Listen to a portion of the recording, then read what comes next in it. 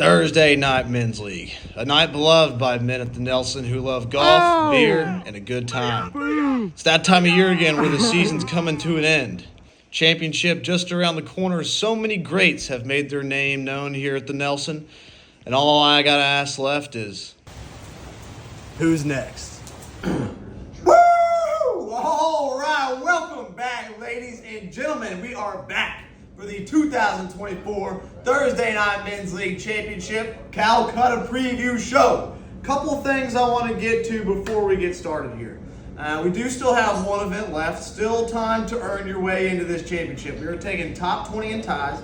Right now, this top 20 goes all the way down to Mike Pulse. Sits at 1,600 points. This leaves 14 guys on the bubble. If you have 1,000 points or higher, you still have a chance to make it in, catch a late spot this Thursday, 5:30 p.m. If one person drops, this could really open up the bubble quite a bit, especially for those top 5 that are trying to find their way into a spot. But it's also going to bring 5 more people in, all the way down to John Dillon, if you check your standings. So, if we have one drop, which there are some people that are kind of on the fence right now as far as availability goes, we could have all the way back to 840 points. Just if one person drops, you can still earn your way in here with a win come Thursday night. All right, now that we've got the bubble situation cleared up a little bit, I want to touch on a few of those guys before we get started here. Notable, last year's defending champion, Mark Bearden, currently sits 157 points outside of that spot. Again, if one person were to drop, this brings him in. Still has a chance to defend the title. He's going to need something better than a second place finish as of right now if nobody else drops to get in there. So, defending champion on the bubble still, trying to qualify come Thursday. Another one in there, Stephen Holtgreave, Marcus Pylan, just within 5 points of Mark Bearden as well. So even if he gets in, it's really going to come down to that Thursday round, who's going to take that last spot. Between those 3, a win could come from anywhere, though. We never know. We've seen it happen before. Next thing that I want to talk about, I want to talk about the number 8 through 11 spots here as we start getting into this. These guys have been on an absolute tear lately. We're looking at Jason Lawrence, David Tatum, Brandon Nugent, and Christian Young. All of these guys carrying their lowest handicaps the last 12 months right now.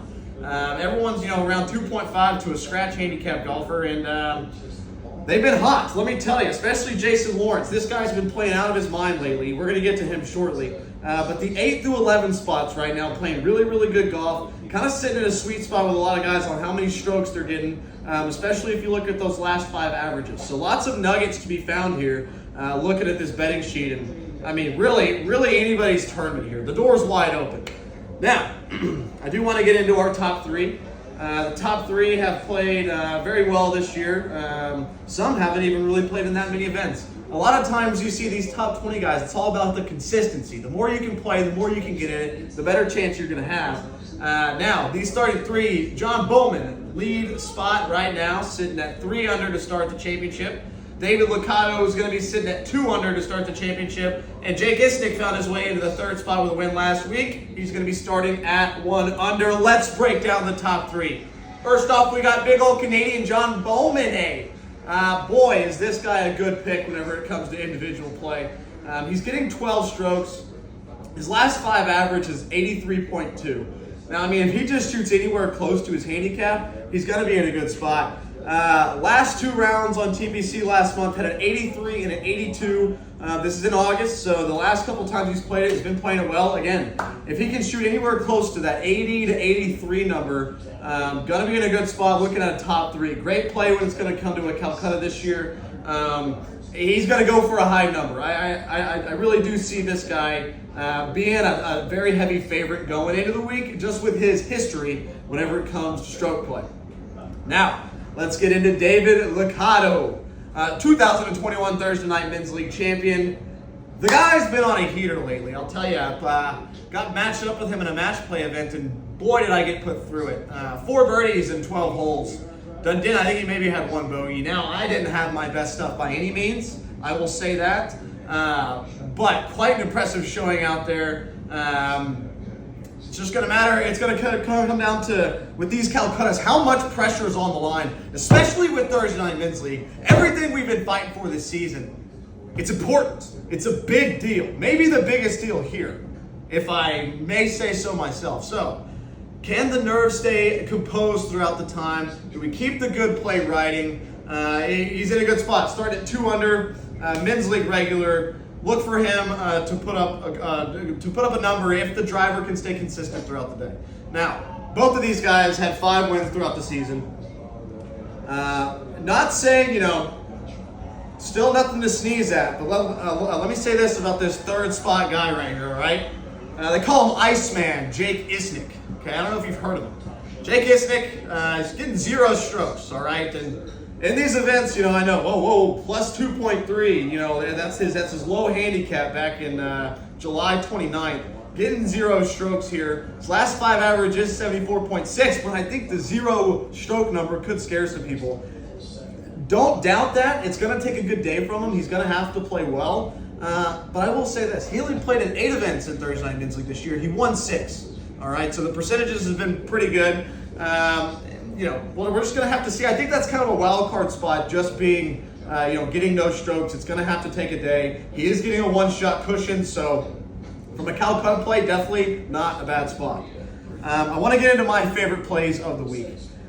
As high as I was on John Bowman, I'm going to have to keep him in there as kind of my top kind of play for the week. Just, you can't go wrong, I gotta say. Hopefully I'm not hyping him up, but I think he stays very calm, very composed. Those Canadians, that's just what they have here. It's so much more than just a game for these guys. So I really like John Bowman. Another guy that I had a chance to play with a couple times this year, I gotta say, swing really impressed me. First time I've gotten to play with him. Stan Roberts, let me tell you, just smooth as can be. Mr. Consistent off the tee until he's not. And I think that's going to be the key for this guy is, can he have the driver stay consistent throughout the day? If he can, he hits his irons and scores well enough because the guy's just a competitor. I think he's a great play. He's coming at the 4 spot. Last year's runner-up in the Calcutta, so he did cash a check for whoever placed money on him. He is getting 11 strokes out there. Last 5 average, 82.2. 3 wins on the season. Now, low handicap back in May was a 7.1. That's what he could play to. Again, another one of these guys here. If they can kind of stay consistent with their last 5, shoot something close to 79, 80. Breaking 80 would go a long way for Stan Roberts. So can he get his driver tuned up, keep the game consistent, and then just go out there and do what he does best, which is just not give a shit. So we'll see what he can do out there. Really like him for a Calcutta owner. The next guy I want to talk about, if you don't pick him, he's going to be a problem for the other Calcutta owners out there. This guy has been lighting it up lately. His driver has been unreal. He's been making putts from all over the place. His low on TPC has been a 74. Jason's going to be getting 5 strokes out there. A 74, with the 5 strokes is going to be big for him. And the highest he's had all month has been 77. So he's carrying as low as handicap that he's had. Can the streak continue through September 22nd? Something to think about. We're going to have some time here between the Calcutta and the championship, about a 10 to 12 day gap. Does that break change things for them? Can they handle that kind of off time Thursday Night Men's League and come back and be able to do what they've been doing? A lot of question marks surrounding that right now. Whenever it comes to Jason, it's going to be, can he continue this heater that he's been on? Or will he slide back into the shambles of not his best? Moving on here, the last guy that I have here on my favorite plays, always relevant whenever it comes to individual stroke play tournaments. Collegiate golfer back in his day, still in his prime, some say, Mr. Jerry Gaddy. He is playing from the white tees. He's getting 3 strokes. Last 5 average has been a 74.6. And not only that, he hasn't missed the 80s since July 3rd. So big American, huge patriot, this guy. July 4th did him well. I don't know if it was just the mindset of how patriotic he got and how much he loves his country, but hasn't missed the 70s since July 3rd. He did shoot a 74 on TPC August 9th. So if you can put a number there, he's going to better his starting position at even. He's going to slip into that one under spot. And again, definitely could do better than that. This guy has potential to shoot his age at any moment in time. So always got to be aware of Mr. Jerry Gaddy out there. Last thing I want to finish off with to close out the show is a couple sleepers that I got on my book here. Now, with these guys, it is all going to depend on what kind of day they get started off to and where they are mentally throughout the round as well. The first one is going to be Derek Holland. Derek Holland, he got in very late of the season, maybe played in 4 events, got 2 wins out there. He is getting 8 strokes. Last 5 average has been 83.2. If this guy's hitting his driver well, he's going to drive at least 2 or 3 greens. He's going to use a putter from 40 yards to knock his way up there. He's going to be just fine.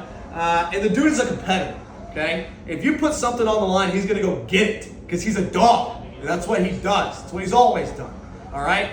The second biggest, I'd say the most important factor for him, how fast can that cart girl make it around to get him another fireball shot? If he can average, 4.5 fireball shots a 9, this guy's going to be a problem out there. Not only getting in your heads, but also just shooting up the leaderboard. So, pay off the cart girl to just skip the hole if you have the opportunity. That might not be a bad play. Next guy I've got coming up here, he is a Thursday Night Men's League champion. He is locked in for the field. 2022 champion, Christian Young. The only thing that I'm going to say about CY and why I slide him into my sleeper category is Christian Young. He's playing with 3 strokes. His low handicap is a 1.1, and that's currently, so it has been trending in the right direction lately. However, all of these rounds have been from the tips. 78.8 from the tips, which is fantastic. I think you bring him to the Blues, probably going to be a little bit more laid back, a little bit more free out there. May have some short irons in there. The only worry I have is this going to change the strategy whenever it comes to the Thursday Night Men's League Championship? A lot of rounds on the blacks. He's going to be coming back to the Blues. Is that going to change things for him? I think going back to how much time we have between the Calcutta and the championship, that he's going to have some time to get some blue rounds in. So I do like him as a play. Slid him into the sleeper spot just because he's been used to playing the big boy course out there. The last guy I'm going to round off the sleepers with played in 3 events this year, had 3 wins, none other than Mr. Mike Pulse. Now, another guy who's going to be getting no strokes out there from the whites, okay? 75.4 average in his last 5 rounds. Plus .02 is his low handicap. This was a year ago. Now, not too far off now, but, again, when it comes to these guys that are playing at scratch, can they continue to go low and break par on TPC during a championship round? Something that's very difficult to do, I might add. Gentlemen, it's going to be a week. I cannot wait. Thursday night, 5:30, final round of the playoffs, followed by the Thursday Night Men's League Calcutta and Byron's Lounge immediately following play. We could have some things shift a little bit as far as starting positions go. Who slides into that bubble? We're going to have just a brief break between the two to get things adjusted, and we're going to get right into it. Gosh dang it, I'm fired up. I don't care who you are. Shoot!